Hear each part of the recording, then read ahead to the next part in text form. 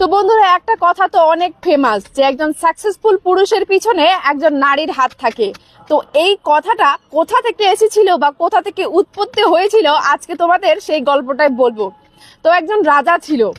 রাজা সবাইকে জানালো, মানে তার প্রজাদেরকে জানালো যে একটা পুকুর আছে, পুকুরের মধ্যে অনেক কুমির আছে।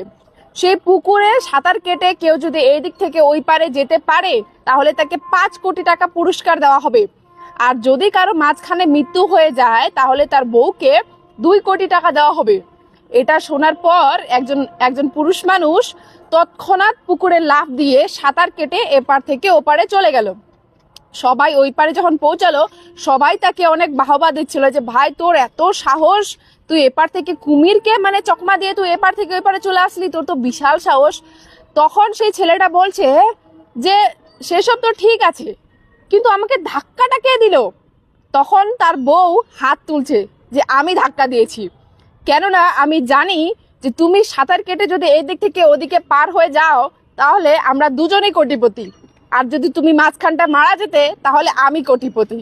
তো এই কথাটা এখান থেকে শুরু হয়েছে যে একজন সাকসেসফুল পুরুষের পিছনে একজন নারীরই হাত থাকে।